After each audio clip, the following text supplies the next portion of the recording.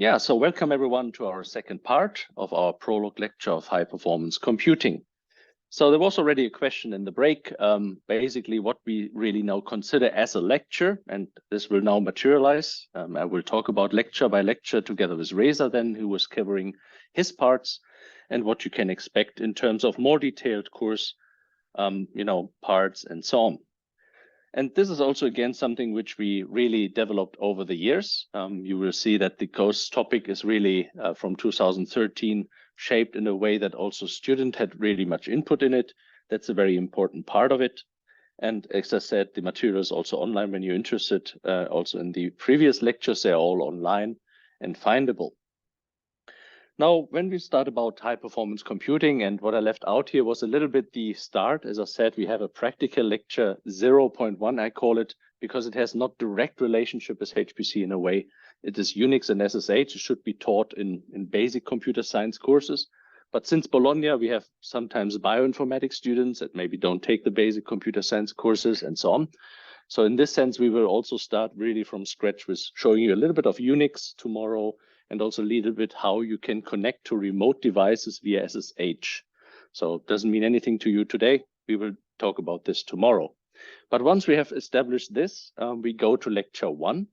And this, again, is basically a 10,000 feet overview of high performance computing, where we pick several pieces to go in and look a bit more in detail what's the difference between different architecture types.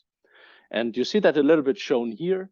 There's a difference talking about shared memory concepts and the difference between distributed memory. That means in distributed memory, as you cannot access the memory, you have to send a lot of messages between the different, CPUs, cores, whatever. We call them processes. And this will be something which we are alluding to called MPI later, but in the first part of the course, we will really establish a little bit more.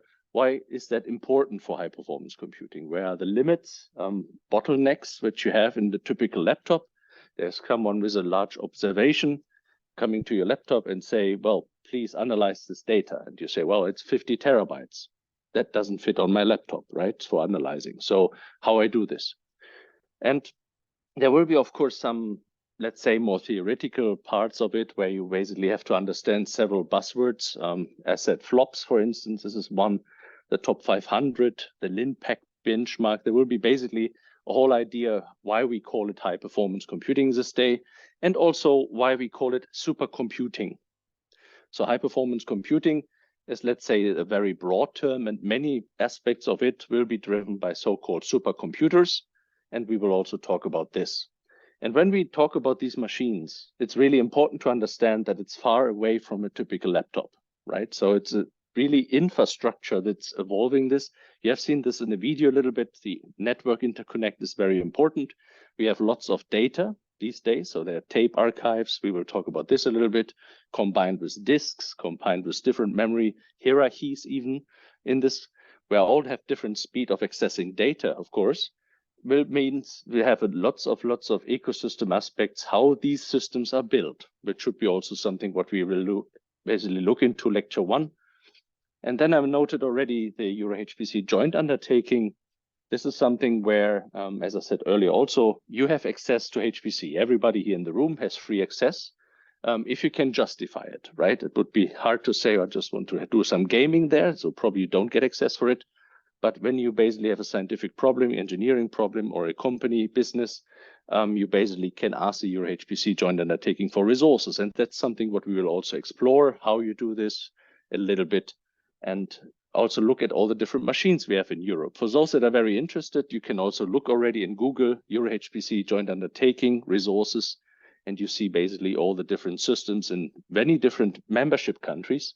Leonardo is, for instance, the one in Italy. We have Mare Nostrum in Spain, Lumi, as I said, in Finland, but it's really 10 countries that actually paid Lumi.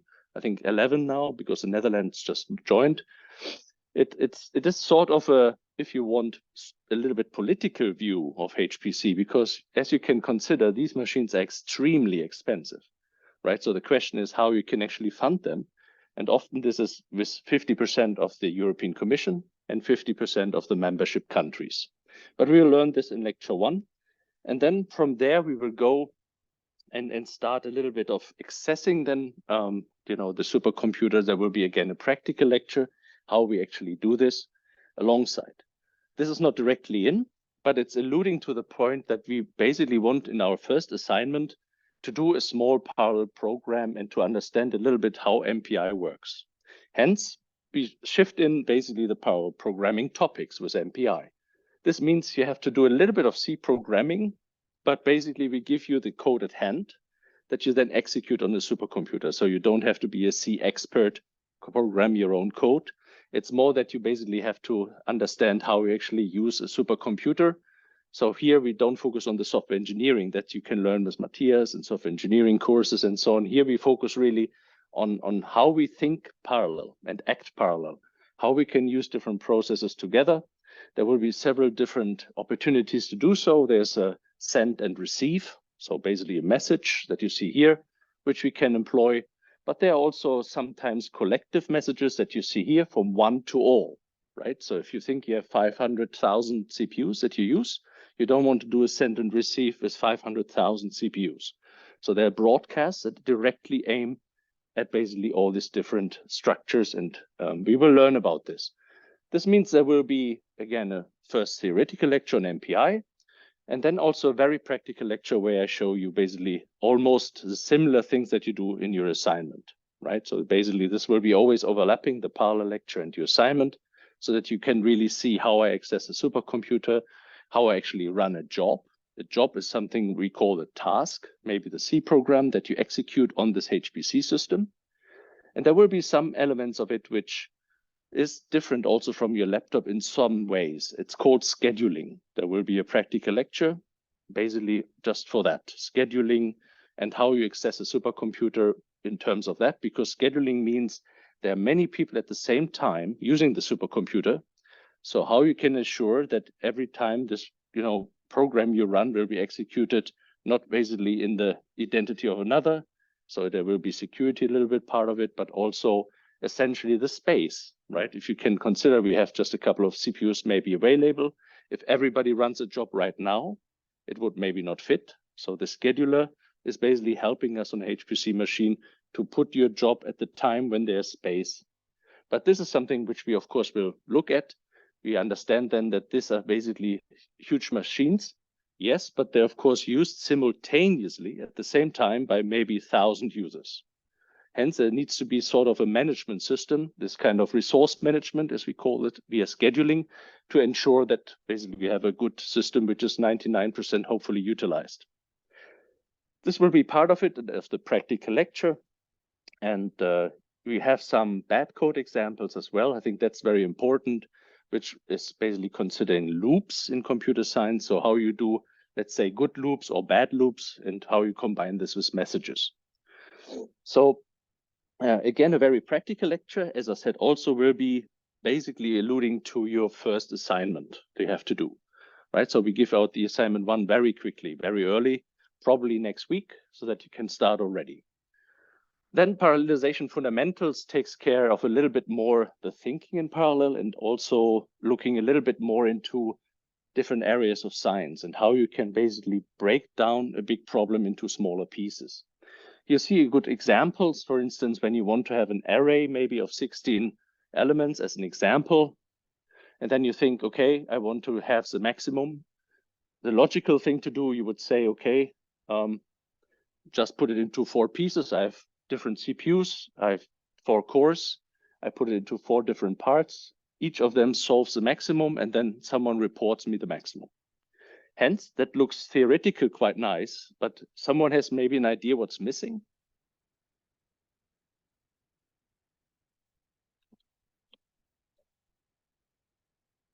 Okay, someone needs to collect this, right? So when you now have it all the maximum solved in this, there might be some entity that actually has to collect.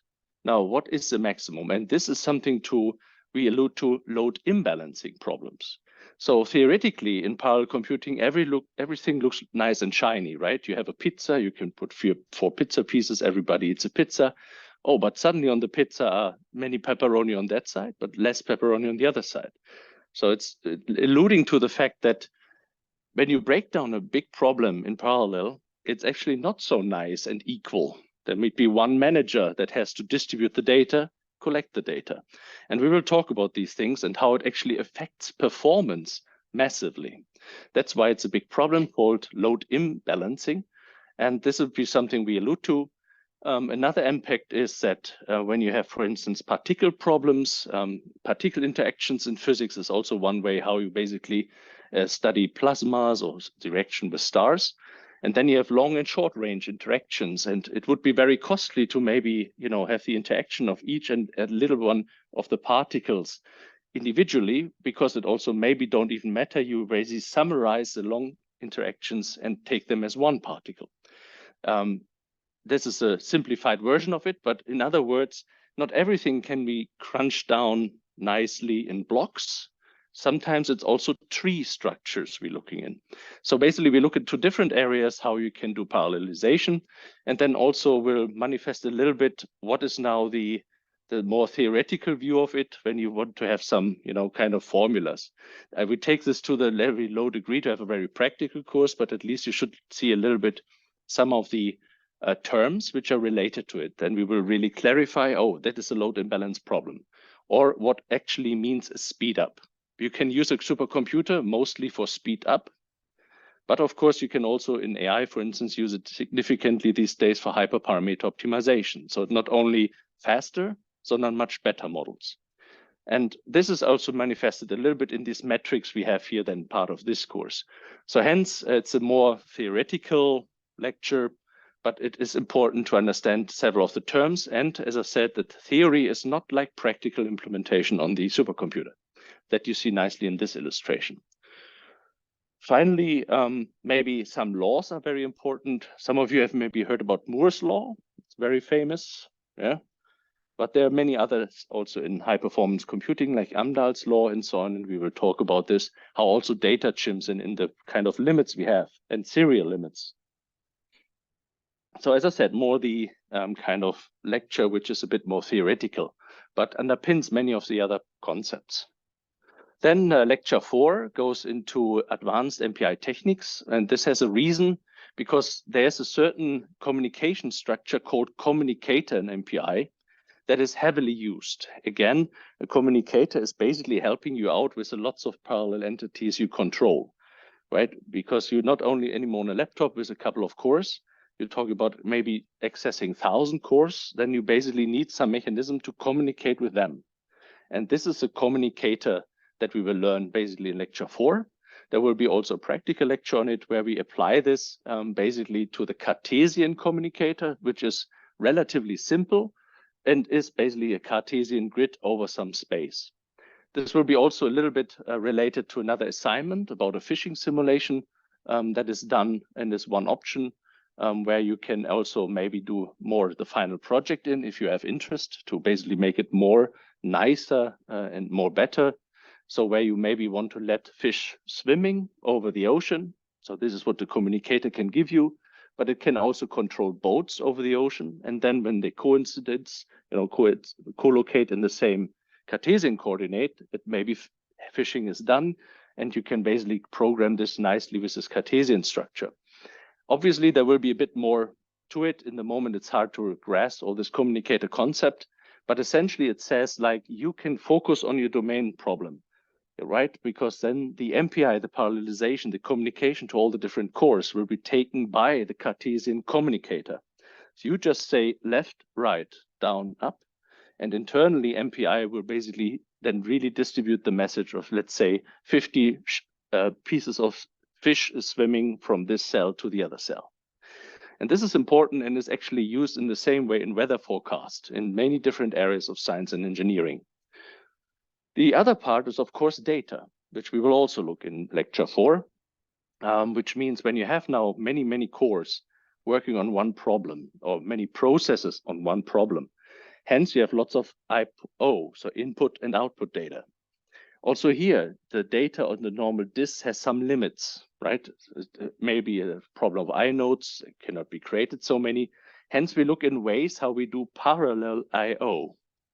This is more about parallel communication, parallel computing, but this is more about the parallel I/O. So we basically learn ways how we can use many different processes to really write into one file, one logical file that you basically see a little bit here, instead of 1,000 small files on the disk, which will not work. When you have 100,000 CPUs, they all want to write to disk. Basically, it fails and has no performance. Hence, we have developed ways in HPC to do this with parallel I/O in a parallel fashion, writing in one large file, right? We will see how that materializes then as part of this lecture. And this is nicely used in different areas of science with so-called higher level libraries. There's something like HDF5, for instance. This is one file format, which is sort of a standard in science and engineering, which helps you also to exchange data and to use it on different supercomputers. So this will be majorly the substance of lecture 4. Again, there will be a kind of practical demonstration from me in practical lecture 4.1, how you use a Cartesian in a problem that you then basically have also in your assignment. Again, the C codes for it will be all available. So you will not program C a lot. You just will try to understand and then submit the C basically to the supercomputer so that you don't end up in hacking lots of C code. However, a little bit of understanding of the code is necessary, but it's also very nicely explained usually in the practical lectures. You can also look that up if you're, let's say, a bit scared from C. I know that since 5 years, 6 years, people always come to me. I learned Java, what's C? It's not a problem. It's basically something for simple understanding. But if you want, you can, of course, go to the YouTube lecture that we had, for instance, the course last year, and look on the practical lecture, and then you see the level of detail. Every line of course, source code line is basically described there, and you should be not so much scared about C. Again, the idea of the course is more rather to understand the parallelization with it. So you will steer the number of processes in and up. Of course, if there are questions to all the different lectures, just let us know, right? There's also a possibility. Then I continue. Parallel programming with OpenMP is now a bit different.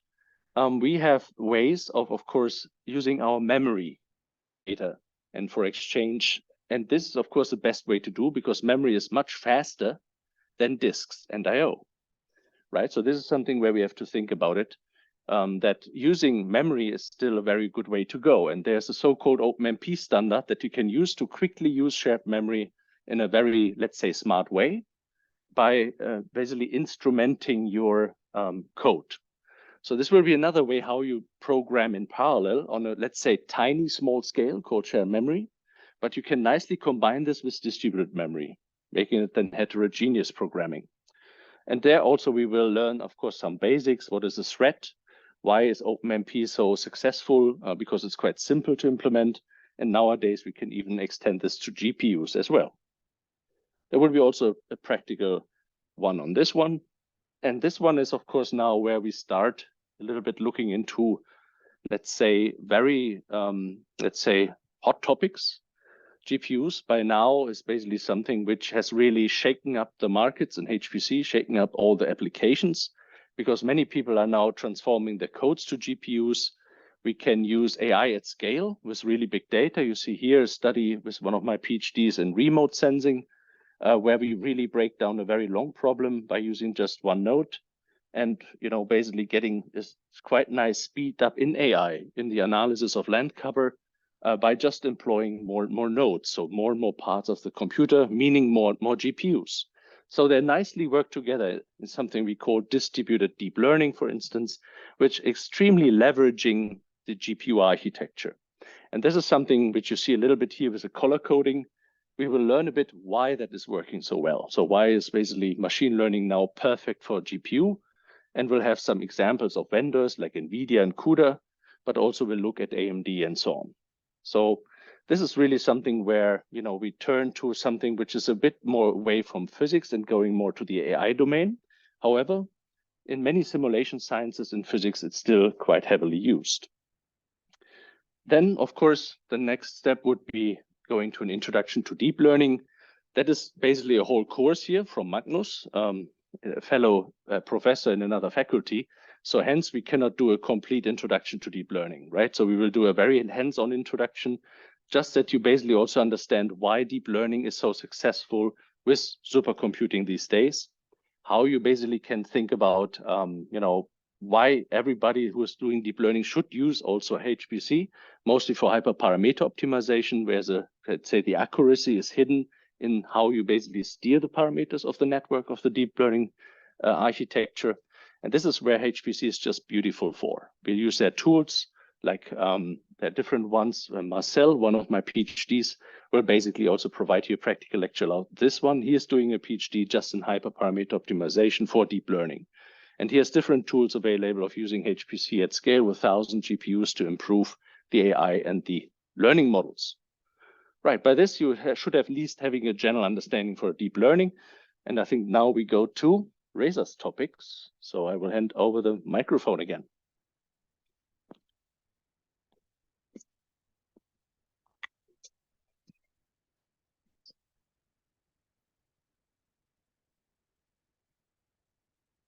Hello again.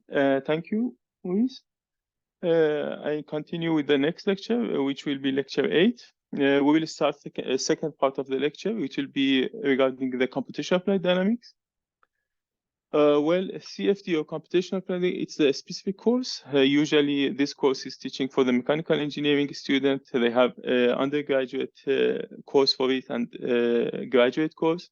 We are not going deeply on this topic. Only we will talk about the fundamental and what specific object related to the high performance computing. In the CFD, usually we have, when we have a problem, we have a domain. This domain should be has some geometry and boundary condition. There are some specific terms. We will talk about them.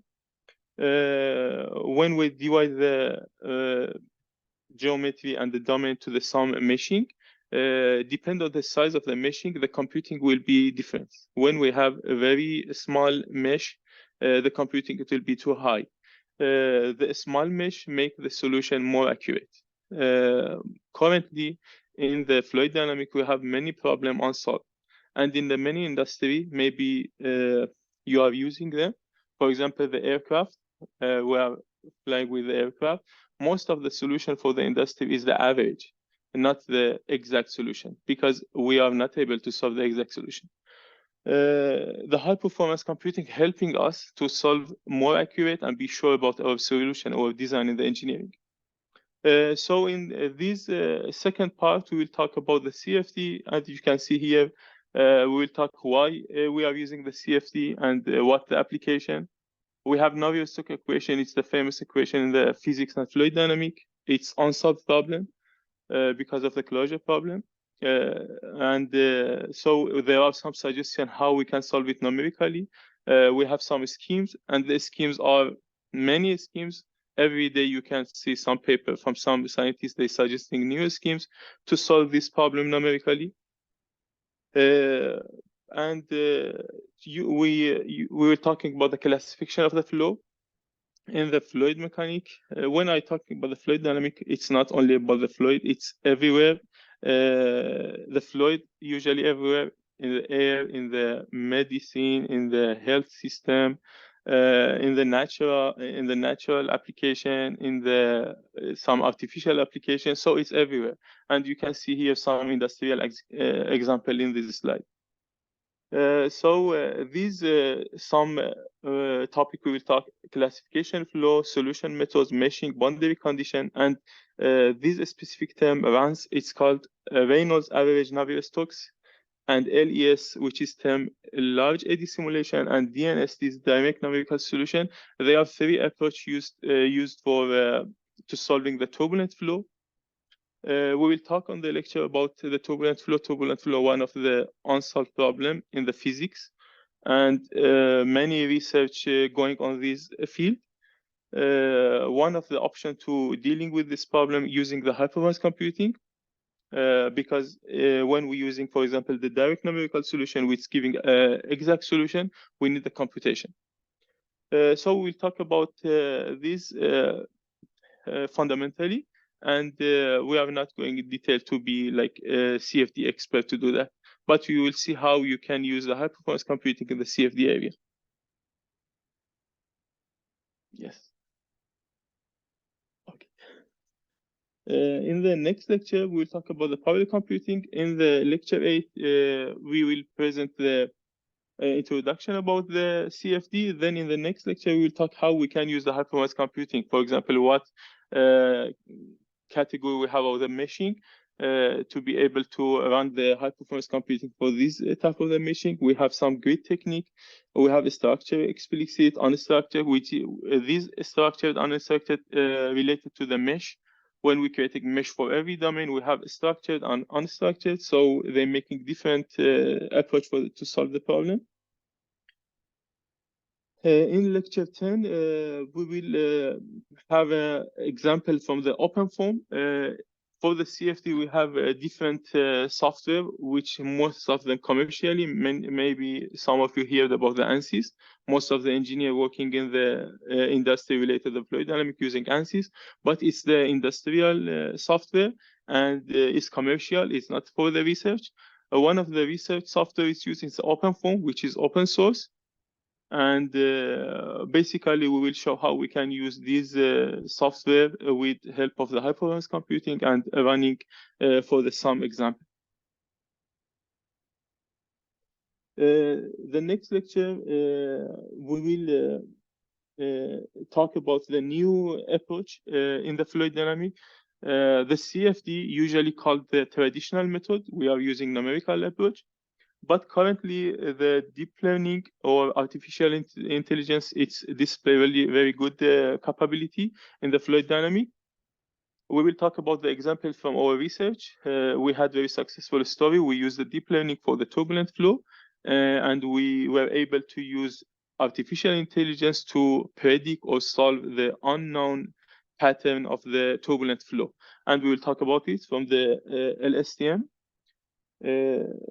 Networks. In lecture 12, we will talk about the Lattice Boltzmann. Lattice Boltzmann, another parallel approach with the traditional CFD.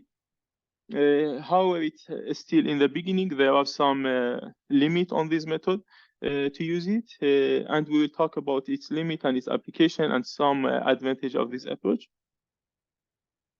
Lecture 13 will talk about the transformer application. As you know, the transformer in the deep learning is up-to-date technique now. It's related to attention mechanism. And still, there are not many applications for the transformer in the CFD. Fortunately, we had good application from the transformer, and we made a prediction and solving a simulation of the turbulent flow with the transformer. And we will present this as a practical lecture, and you will see the code how we run it on the HPC. The lecture 14, it will be about the storage object. The CFD mostly, when we say CFD, we say computational fluid dynamics. We have this approach, the element or meshing in the solid object also, which mostly called finite element method, FEM. We will discuss this, how we can use the finite element method for the solid object and how we can run it on the HPC. The finite element method is more stronger than the usual method in the CFD, but it's much complex and has a more mathematical works to get the equation and solve the problem. And the last lecture in this field will be about the green energy. Currently, as you know, one of the biggest challenges in the world about the energy and the climate change and global warming. So we will talk about the energy, how we can use the CFD and HPC to dealing with this problem. And also the HPC has a need to supply with the energy, with the green energy. And we will talk about this topic to give you some overview about it in the light of the time. And I finish my talking and leave it for Maurice. Thank you so much. Good. I hope you got a better understanding what the lectures entail and how they're structured. So some practical and normal lectures. The final lecture is just an epilogue again, where we will revisit, your skill set, mindset, tool set, what you have learned in the course, the takeaway messages, and to not further keep you in the room, but still a appetizer if you want. We have also our penguins of Madagascar. They're very interested in high performance computing. But this is, of course, something which you can also see in the slides. So if you need to move to another course, I wouldn't mind if you leave, but we will play the video here after we stop the recording. And of course, we see us tomorrow, right? That's important. There will be the bibliography, as I said, also maybe to study. Everything is really documented thanks to my research group, and we see us basically tomorrow.